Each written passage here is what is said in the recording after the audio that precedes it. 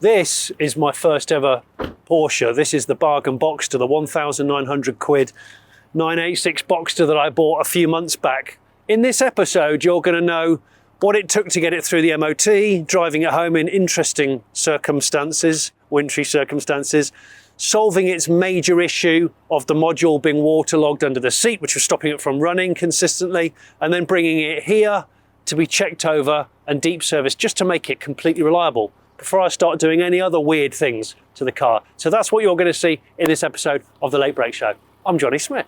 Welcome.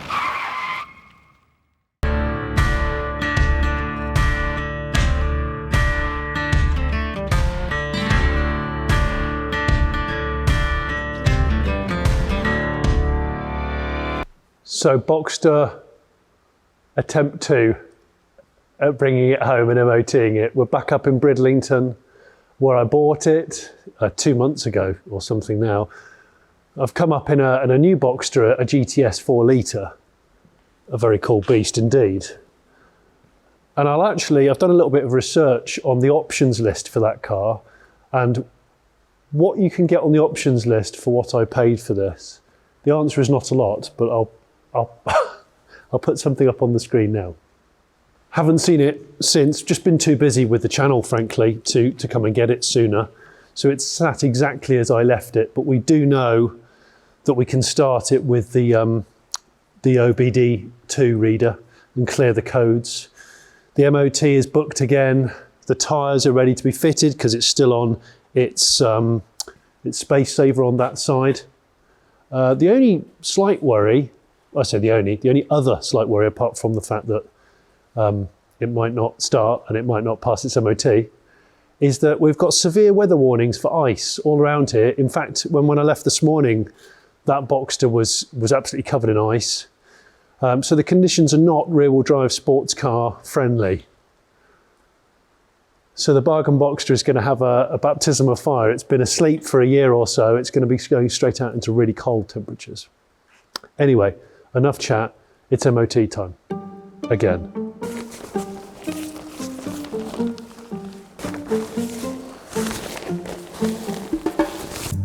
Shit. I forgot that I put that window down a bit and then it never went back up again.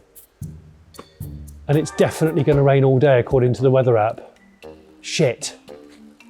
Shit. So jump pack is hooked up, and because we know this is a ever so slightly finicky device at the moment, I want to make sure it goes on its first start. So I'm gonna turn the key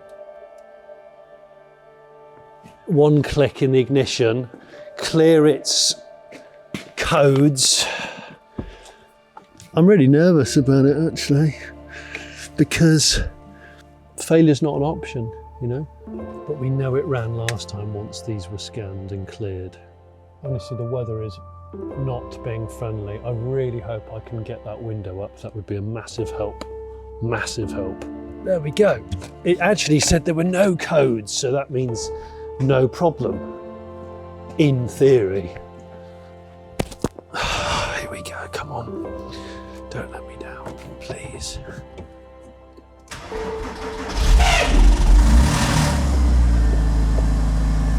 Well, that sounded awful, but it started.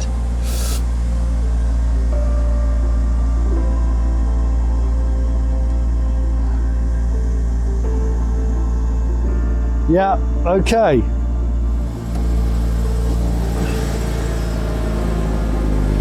Started. Bit of a weird clack, and the starter motor's a bit vocal, but it started. Right, it runs. First go, brilliant. I'm not gonna chance it. I'm going straight to the fuel station. I'm gonna brim it with fuel and leave it running. Sorry, fuel station, but I am.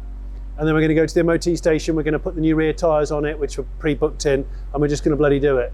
And hopefully I'll go straight through the MOT and I won't stall it or anything. And there won't be snow or anything treacherous like that, because we've got enough question marks without that. Pretty good sounding engine actually, like it was last time. It surprised me how how smooth and nice it is. I'm not even going to clean it before it's MOT. I'm going to leave it with its barn find-ish patination on it. Because I'm weird like that. I've got a fleece on, but it's not a barn find fleece, different fleece. So the MOT garage who are going to do the ticket on this car know this car. They know its foibles, and they've done a lot of the work, as I probably said in the first video, for Oakley.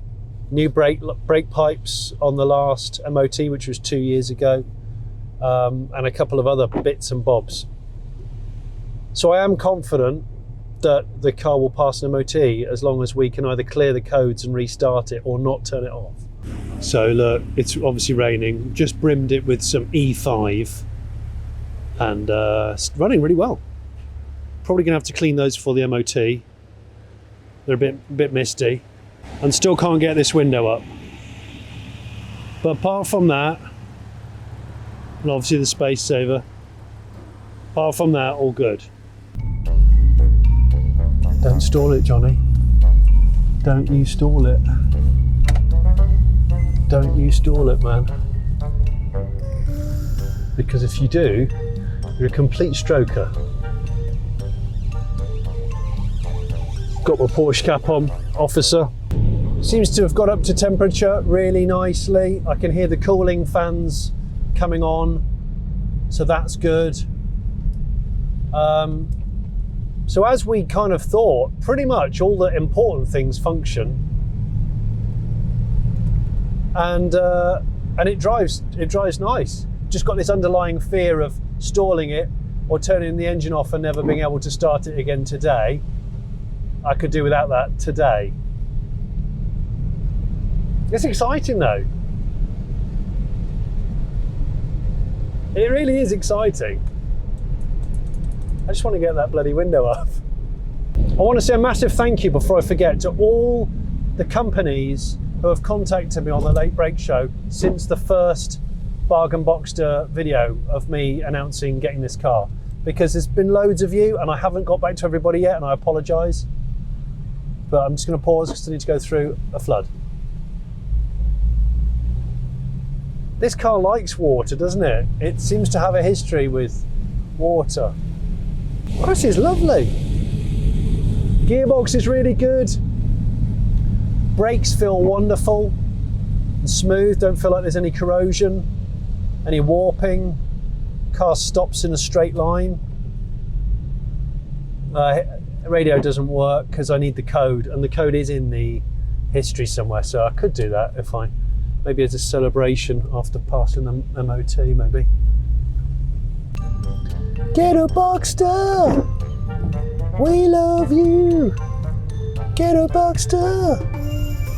We're MOTing you! Get a Boxster! You're gonna do us proud. Get a Boxster! Your engine's not too loud, but it is nice. But that's not.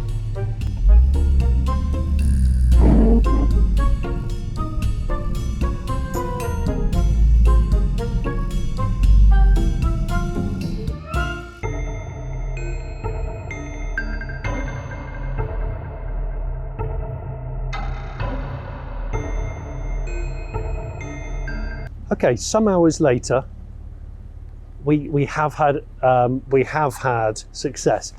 I have a piece of paper here, and it does say "pass with defects" on it, and I will take that. But it's been a very interesting afternoon. We haven't been able to film, so let's just start with. We were immediately told the car would have to be started and stopped numerous times during the MOT as part of the routine, which made me shit myself because I knew it wouldn't restart, which it didn't. But we cleared the codes and it did it again. And then it started starting of its own accord, as in without the OBD reader. And then, after sitting there idling for some time on the ramps while he was inspecting it, it boiled over. So obviously the fans aren't working, it got too hot, and it'd been sat for probably 45 minutes idling. So we had to fill it back up with coolant. It had just popped the top of the expansion tank. And then the window went up. It just went up. We opened the door and closed it a few times and it just kept going up. So, is there anything else? Have I missed any other mysterious Boxster? I think you got it on. So the saga of the bargain Boxster has gone from extremely stressful to extremely exciting. And now it's very dark and very cold and wet, and I'm going to drive home, which is about 3 hours. So what's the worst that can happen? But it's MOT'd, I'm about to tax it on my phone, I'm exceptionally excited. They said it was a good car.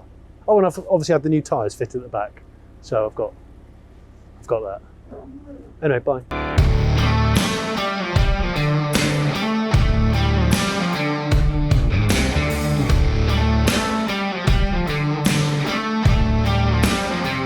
Well, this has been interesting. I've just had to pull over all of a sudden. I was just marvelling at how good everything was going. Yeah, look, I've been getting 39, over 39, nearly 40 to the gallon, right? Fantastic. Fantastic. But then I just suddenly heard this clunk. Well, bearing in mind I've been using the wipers the whole time, the wiper actually came adrift and started scratching the windscreen quite violently when I was behind a truck. I think it's salvageable, so I've pulled in here and I'm going to clip it back on.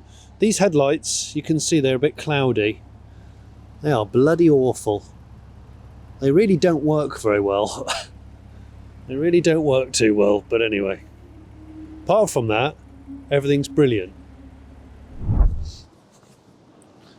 Well, I got back last night in the Boxster successfully with an MOT. The journey home was a baptism of fire. It was so wet and windy, standing water everywhere. It was really awful, the weather, but we did what, 200 miles, I think, something like that. Really good, impressive MPG. The car didn't let me down, which I'm so pleased about. Obviously water is coming in, that much I know. But on the whole, they said it was really good. And I know there's bushes that are worn, you can hear it, but they're not too bad.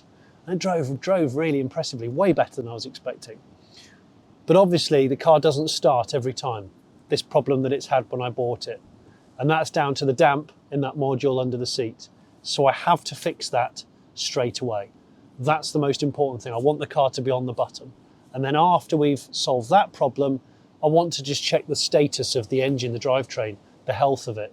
So then my intention is to get it serviced and looked at by a specialist. So those are the two things that are now the most important thing in my life. And it'd be quite nice if the weather warmed up as well. Yeah, that'd be nice. Now, some of you might know that every Monday I have a podcast. I'm half of it. The other half of it is a bloke called Richard Porter from Sniff Petrol blog, who just happens to be the script editor of what was Top Gear and is now the Grand Tour. So when we mentioned the bargain Boxster, I had a guy called Dave from Birmingham Car Keys get in touch and said, I know the problem of your module and I know how to help you. So that's exactly who I got on board to sort out that troublesome flooded module under the passenger seat. Here's what happened.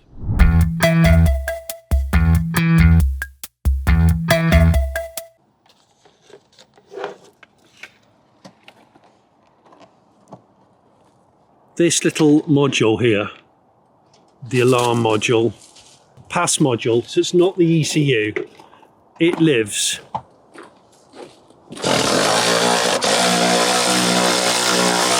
under the seat of the passenger seat, so we got to take the passenger seat out, I think. Plus this car is damp inside because it's been raining relentlessly for the last month. So that's the first step, get most of the water out and get the old module out. So this is where the module sits. Ah, okay, there it is. Underneath the seat. So let's have a look. If water leaks into this area, it all ends up in this hole. Oh, it's deeper, so that well, yeah, that well is deeper. Yeah, so everything, so you've got... So that's damp? Yep. Or is that putting it politely? Is it sodden? Without having a look inside of it, we don't know the full damage, but it's wet. That's what it's sat in there, so yeah. We'll pop the case off and have a good... So sometimes that is salvageable? Yeah, sometimes if they've suffered a small amount of water in an area, just cleaning that off, resoldering where the dry joint would be, yeah. They do come back to life. The problem is if it's already sat in water, you can never fix follow-on problems. Yes. So it's always best if you can just get one that hasn't been in water, just replace it. A lot of these were replaced at Porsche. Were they? Throughout the years, of because this isn't a problem that's just happened in 2023. It's happened. So you've just opened it up. We open the top half. It's not so bad. Usually we'd see quite a lot of water around these areas. Bit of a telltale.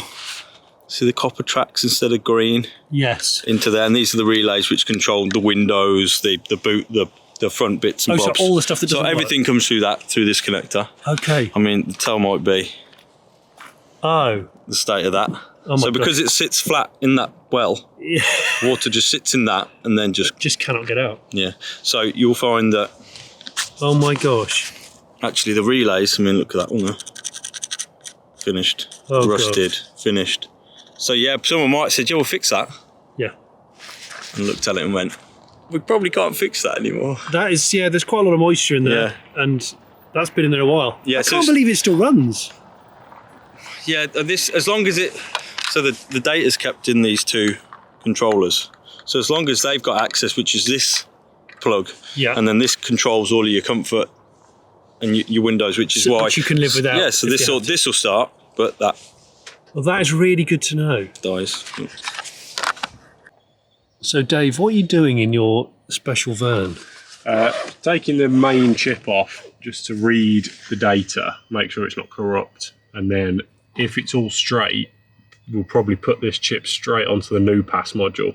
And in a perfect world, that'll be that. It will be done. But so that's the chip from my old. This is the chip from the original. Yeah, this is what holds all the data, pretty much all the vital data anyway. So you're like harvesting organs. Exactly. I'm basically a surgeon. It's great. I mean, I love your van anyway. But look at this van. It's just so nice. It's so nicely done. Look at this. So this is the old module, which we've already seen the damp. Is this the one I've got from eBay? The one I got from eBay is from a reputable breaker with really good feedback, and as described, thankfully, absolutely no damp damage. So all the places which show corrosion on the other one are not present here. So that's the corroded one that Dave's harvesting. The nice shiny one, which I'm really hoping doesn't ever get damp in my car, because I don't really want this problem again. What are you doing on the laptop? This just reads the data, and it's not corrupt, which is good. So, Okay, so it can go again. Yeah, just put that chip straight on the new one and see whether it solves any or all of the problems. So I guess what we're saying is best case scenario is when that goes in, the bonnet and the boot solenoids will pop. Yeah. The windows will go windows down. will work. Yeah. Like basic stuff. Yeah, the remote will work. Things like a normal Boxster should. Yeah. That's brilliant. It'll be like a brand new car. Well, I don't know about that, but let's just steady on. The new module is under the seat. We're just going to see if it actually works. So let's see. I'm doing it with the wrong hand. You want me to? Oh! Any warnings? No warnings? No, it's telling me the bonnet's up and the handbrake's on, but that's fine. So, that means it's alive. I haven't checked the windows or anything. Do you want me to check the windows? Go for what about the bonnet or the? Oh, let's do the boot release. Oh, it worked. It worked. So that's amazing. So that module.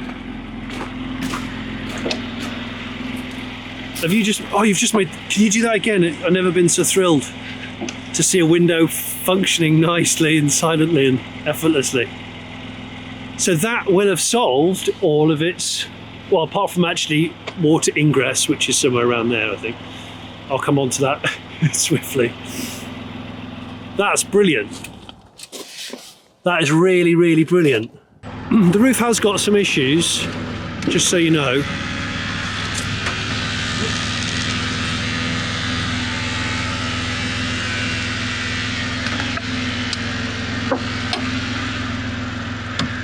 that no then? That's a no. So we'll take this passenger seat out just for the time being. We know the problem is solved now, which is amazing. And I can get a wet vac in there under that chair. There, you can see immediately. Look at the damp patch. Look at the damp patch. I don't say that very often. So once water gets into that recess where the modules live, it doesn't really come out very easily. Yeah, can you hear the trickle of water? Can you tap it with your finger, Dave? There's an actual water feature underneath. Very thick soundproofing and carpet, which is great for luxury, but terrible for holding water in. There is a lot of water in there, and as a consequence, it's coming through. See the well that we talked about. When you press this, water's coming in from under here, so there must be an extrusion or something in the chassis, which means when you put the brakes on, I guess this water goes in to where all your fancy electrics are, which are vital for, you know, electric windows and car starting and stuff like that. So we've got to not just dry that out, I think we've got to quickly find the root of the evil. But Dave is going to put the replacement module in a waterproof container so that if anything does happen, it's hopefully protected. Right, time to wet vac. There's a lot of moisture in here. I don't want to break my brother's vacuum.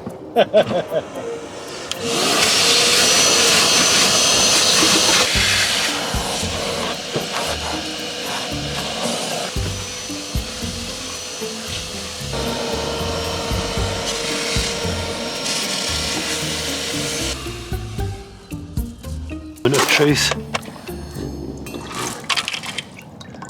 Yeah, quite a lot of scuzzy water.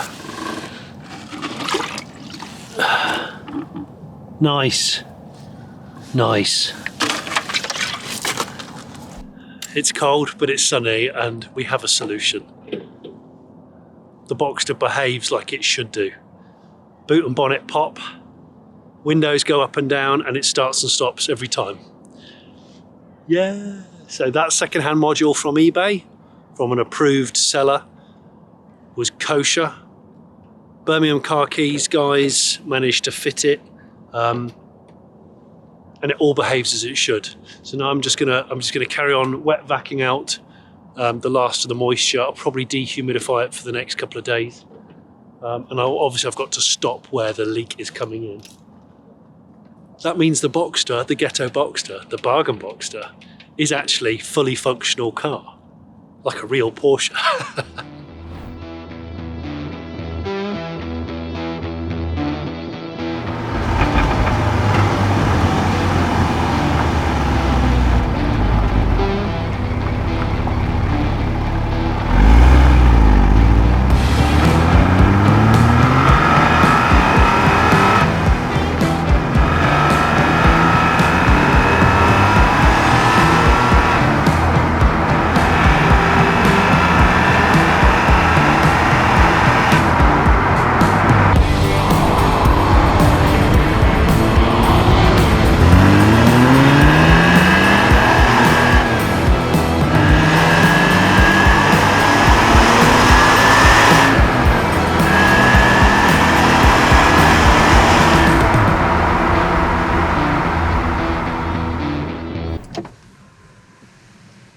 Well, would you look at that? I can't remember the last time I was excited about a window that went up and down every time, or a car that locked and unlocked every time, or the boot and bonnet released on the button every time. And that's what that module repair has done. It's solved all the main problems this Boxster has, certainly in terms of being on the key every time, driving successfully, unlocking, locking, the alarm not playing up.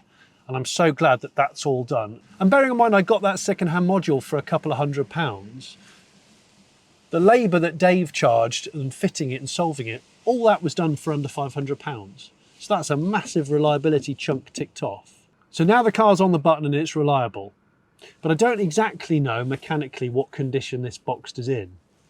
So that's the next box I want to tick. I want to get it serviced and looked at, given a health check by a Porsche specialist. So I'm now heading down to Kent. to LaRose. But before I head down to Kent, I want to just enjoy the fact that I can turn the key and I can hear my flat 6 Porsche engine starting every time and sounding great. Yes, I know it makes that sneezing noise.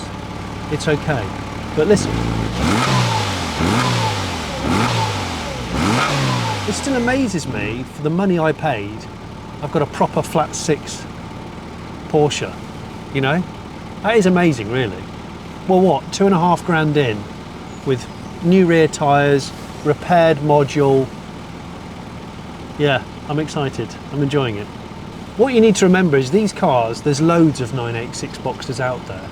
There's been such a cruel preconception that they're not a proper Porsche. And I think that's completely untrue. They're a real flat 6 Porsche sports car.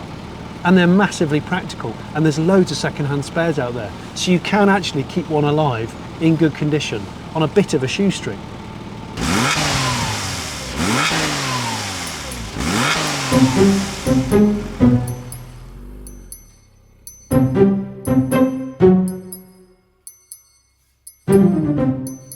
So I've brought it here down to Kent to LaRose, where they're going to have a look around the car and do a deep service on it. So once I've done that, I'll know that the car really is on the button and I can play around with it and use it as much as possible, and I can think about doing any mods or anything like that a bit further down the line. It's already in there. I've just driven it in there because it's freezing out here. So Dean, you guys have got 2 businesses here, right? You've got LaRose, which is the Porsche specialist garage here. Absolutely, yes. And then up there somewhere in the eaves, it's Spyder Performance, which is aftermarket Porsche parts. Absolutely, yes. So you guys develop in-house? Well, we don't develop in-house. We have factories making our products for us. You know, a lot of them are patent parts, but they are Porsche aftermarket parts. Yeah. But as a result of being able to supply aftermarket parts, it saves customers an awful lot of money. Yeah, I can believe it. Yeah. Well, from the perspective of this, which is probably not the most glamorous Porsche you've ever had through your doors, I wanted to just show you what the situation is. The brief summary of this car is, I got offered it as probably at the time Britain's cheapest Boxster. I was sceptical. In the past, it's been owned by Alex Kerston on Car Throttle, which I didn't know until I had bought it. And it has had, I think, a fairly well looked after past. 124,000 miles. Porsche specialist service history up until about 25,000 miles ago. Right. 2.7, 2002 car. Yeah. It's had water ingress, and its main issue was the module under the passenger seat that you know about. Yeah, we see so much of that, particularly in the winter time when rainy season kicks in.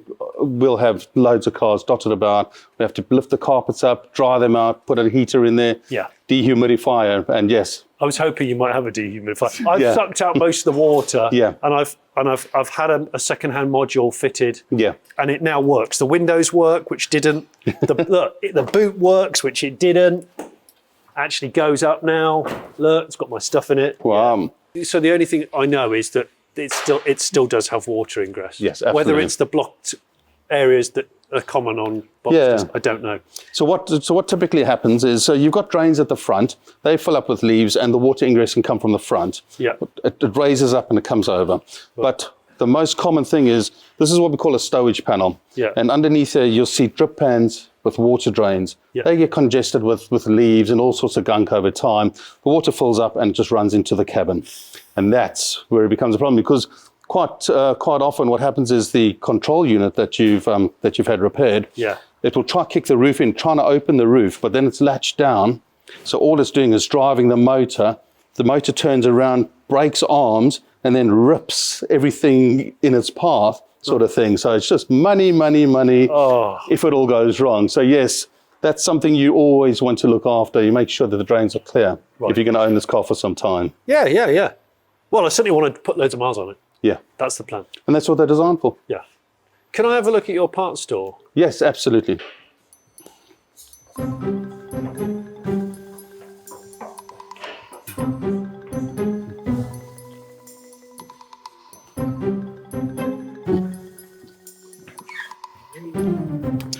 So over here is one of our own branded products. This is over here. This is what we call a coffin arm. I've heard of the coffin arm. In the world of Porsche.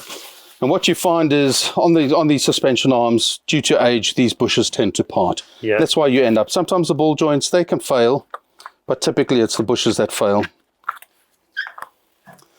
So what you got is, you know, this product is somewhere in the region of £60 plus VAT to the retail customer. And but if you were to get that same component from Porsche, you're heading towards sort of 400 quid just for one arm. Really? And in most cases, if you think, you know, if you're replacing the rear arms, the front one's going to be the same age. So, you know, at any given time, you could easily be replacing all four together. Yeah. So if you think about that, that's, you know, 1,600 quid just for the arms. That's just for the parts. That's not even for labour or any of the other bits that you're going to need at the same time. My God, that's nearly what I paid for my car. I know. This price definitely feels a little bit more my end. Yes, a little bit more palatable, and you know, absolutely. And you'll be surprised. It's more most people's ends. Well, that was one of the premises of, like, I guess taking a car like a Porsche to a specialist, rather than a main dealer. Yeah. You're going to get the car looked at with the same level of scrutiny that you want. Yes. But obviously, if I was to buy that car at that kind of money, or even someone was paying, I don't know, 6-7 grand for a half decent 986, you're still going to make sense to buy a lot of quality aftermarket bits. Absolutely, and they do have to be good quality. Yeah. You can get cheaper arms out there, but you'll be replacing them every other year, sort of thing. Yeah. You know, whereas if you get a good quality part, they will probably last just as long as your originals. Yeah. If you think of the age of the original ones that are on there right now, I'm assuming that your originals are still on there. Well, we'll definitely show that. and also, you know, if there's any wear in the bushes, that we'll definitely highlight that. You know, when we do your service report. Brilliant. So the bottom line is, now I know it starts and stops and it's just driven here to Kent. Yes. Good as gold. Fantastic. I don't know the true condition of the drivetrain. And that's what we're going to do for you. And that's why I want you to just run some checks through it. Because it's all well and good me starting to buy wheels and fancy stuff, but what's the point if the bones of it aren't Absolutely, good? So that's what I'm hoping you guys can do here. Absolutely. Quite often we see cars that are really glamorous on top, but when you look underneath, they just haven't had the attention that they should have had. Yeah. But you said it's got quite a detailed history, so it'll be interesting to see what has actually been done underneath there, and you know what sort of maintenance has been carried out over all those years. I'm actually surprised at how well it drives. So part of our service is, whether you do a minor or a major, we do a full report.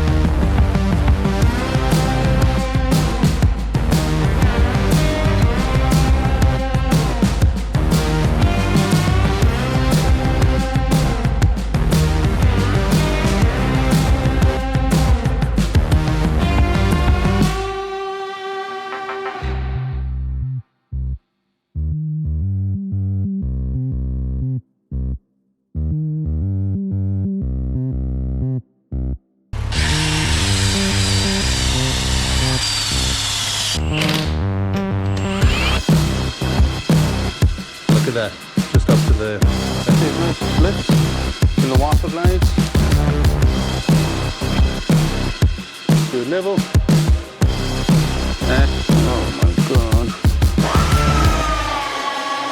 As promised, Dean went through the comprehensive check on my box. I wasn't bothered about the cigarette lighter or the driver's vanity mirror cover being missing, but he did comment that the roof wasn't working because those convertible arms had snapped off and actually pierced through the drip pans, causing the massive water ingress. Part 3 of this project covers that hood mechanism fix in full detail, but Dean did clear the water channels at the front, and he noted that my radiator ducts had leaves in, causing those matrices to start rotting. As suspected from the sounds when driving over potholes, the common Porsche coffin arm bushes have seen better days on my car, as have the front damper mounts and anti-roll bar bushes, and these are all on the list to replace and should make the world of difference. Then there's also corrosion that was noted on the individual coil packs. Hold that thought, more on that in part 3. But on the whole, the box is in decent condition, and during the service, Dean reported that the drivetrain is in very good condition. Thank goodness. I hope you've enjoyed this second part of Britain's cheapest Boxster project, and if you see Boxsters for sale with problems like mine, now you know what's wrong with them and now you know approximately how you can fix it. Don't forget to watch part 3, which will either be out now or coming out shortly, and that's going to detail mending the roof mechanism and stopping rainwater coming inside the car. Two quite important things on a car like this. Thanks for watching. If you haven't already subscribed to The Late Brake Show, please click the subscribe button. Maybe you want to support us via Patreon and you get to watch videos like this earlier than everybody else.